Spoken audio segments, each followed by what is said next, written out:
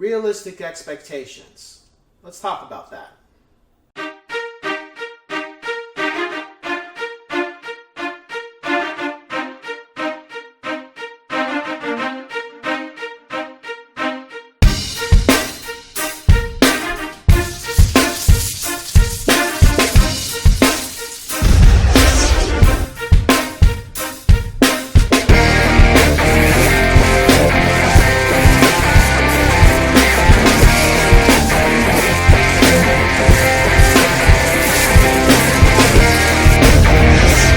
What's up, ladies and gents in Cyberland? So, we are on today's topic, realistic expectations. So, your loan just got approved, and you're looking to purchase a home. And let's say, for example, for this one, your price point is $650,000. That's a pretty good loan amount. That's definitely going to get you into a home. However, what you need to understand in regards to purchasing a home, that regardless of the price point, your home is going to come with a lot of the bells and whistles that you're looking for. However, there's a slight chance that the home may not have something that you want, or it may not have something to your liking, such as the front yard's not big enough, or the backyard's not big enough, or it doesn't have a pool, or it's in a great neighborhood, but the rooms aren't as big as you want them to be, or the kitchen is the size you want, but the color of the house is not the color you want it to be, or the floors aren't what you want it to be, but you have the pool and the yard's big enough. You see where I'm going with this? It's a give and take. You have multiple things that you like about the home, but you have a few things you don't like about the home. Now, the one thing that every person that I work with who's trying to purchase a home is I always tell them, first of all, I don't lie to them. I don't sugarcoat. I tell them, I ask them, what is it that you like about the home? And what is it that you don't so much like about the home? And they list their pros and the cons. And then I tell them, out of the cons, are those more of a cosmetic thing? Meaning, is that more of something that can be taken care of later, like the kitchen can be improved on, or the floors can be improved on? Is it something in regards to a paint job? What exactly are the cons? And I tell them that that's perfectly fine to have the standard that you're set, meaning you want the house to have these certain elements. But also I have to tell them to keep in mind realistic expectations of what you're going to get in the market, depending on your budget and what you're looking for.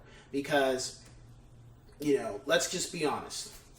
Every man and woman who are a couple that I have dealt with, whether they have children or not, their goal is to be in a nice neighborhood, which is what everybody wants. The other thing is that they don't want to more so live near maybe an area that's too busy, meaning there's cars coming through on a regular basis. They'd rather be in the cut in a neighborhood, not on the outward part where traffic's coming by multiple times. Some people can deal with it, but in my experience, most people prefer not to have that. The other thing is that they also want to be in a neighborhood that has good schools, meaning good education. So if they're going to move there and they don't have kids, they would like to at some point have children and have that available to them. Or they have kids and they want to make sure their kids are able to get into a good school. So with that being said, they already have good neighborhood, good schools, and not an area that has too much traffic. Okay, not a problem. However, the homes that we've seen so far, hypothetically, the square footage is not big enough, or the home doesn't have a pool, or the floors need to be redone. There's some cosmetic issues. So at that point, we go over it and we kind of have a discussion about, okay, what's most important to you? What are the most important things of your top 10 of what is your bells and whistles that you need to have that you can't do without? And what about the things that you are not going to get right now, but maybe you can get them later?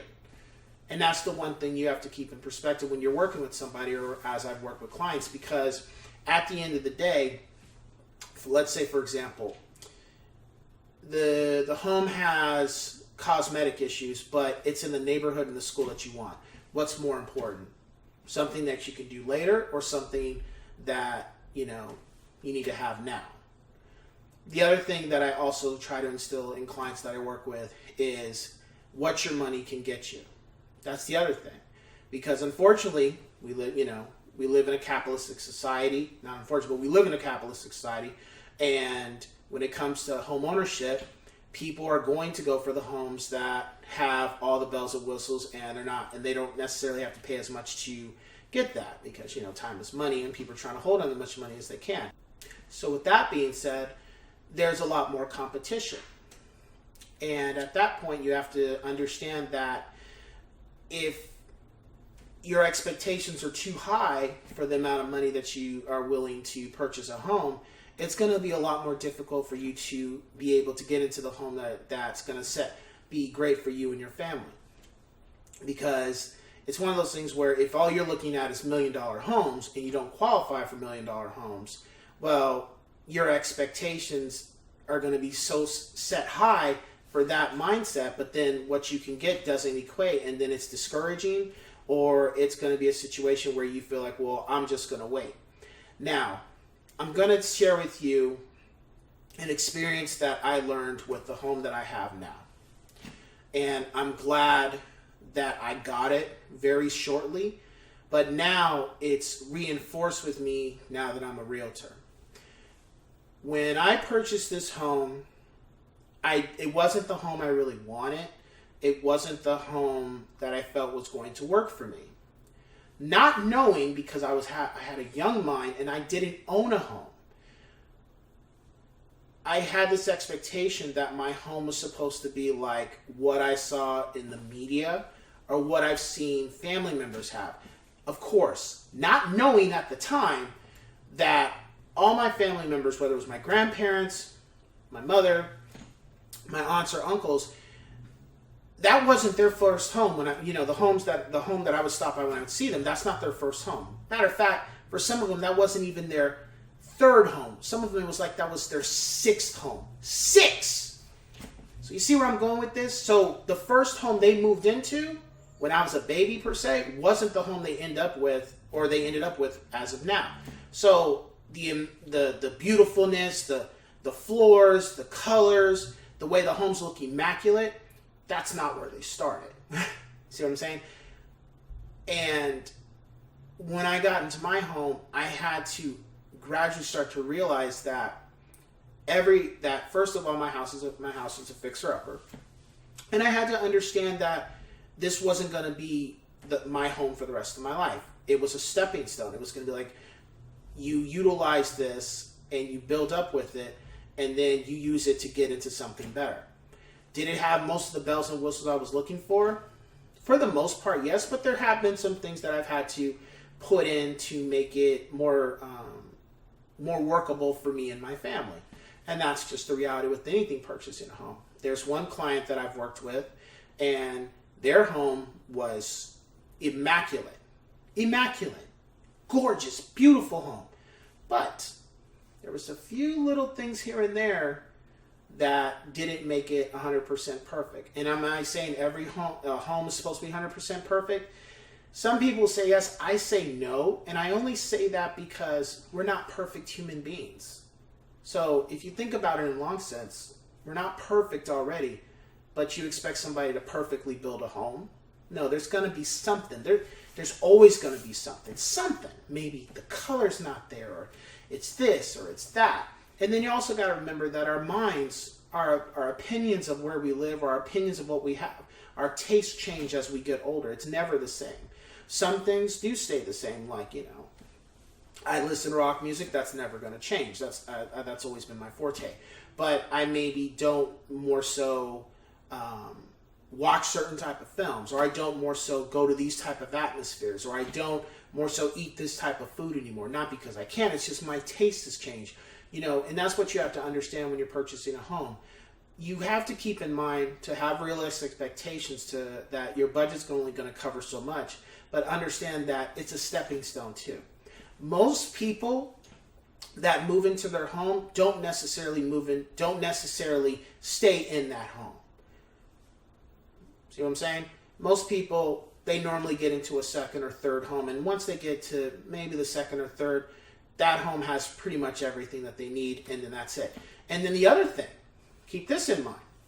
Over time, some people actually start to downsize. Meaning when they first started, they had the 3-bedroom or the 2-bedroom. Then they shot to the 5-bedroom. And now and of course the 5-bedroom was mostly because they had kids and stuff. But now the kids are at the house. They've gotten older. Like, I don't need all this space. And then they downsize back down to a 2 or 3-bedroom house. Go figure, right? But that does happen. Now, am I saying don't go for the 5-bedroom, the 6-bedroom, or the 8-bedroom house? No. I'm just saying that realistically, when you start out, you're going to have a certain type of loan, and it's going to be for a certain type of home. And if it doesn't have all the bells and whistles that you're looking for, realistically, look at, out of all those things, those 10 things that you need to have, which ones are the most important, and which ones can you do without for the time being. And try to find a medium balance, because at the end of the day, the things that that necessarily are not, you have to have at that moment, they'll come later. They always do. They always come later. And, when I got my home, it took me a little time to figure that out, that it always comes. It may not come right when you want it to, but it always shows up right on time. Lastly, now, and this is for the people that may feel a little indifferent about that, I'm going to say, because of my experience being a homeowner, look, I'm not saying just settle for anything, but what I'm saying is, realistically, think about it. You could be giving your money to somebody else every month, or you could be giving that money to yourself. And what I mean by giving that money to yourself is you're putting money into your home, your property, whereas, you're giving $2,800, $3,000 sometimes money for rent.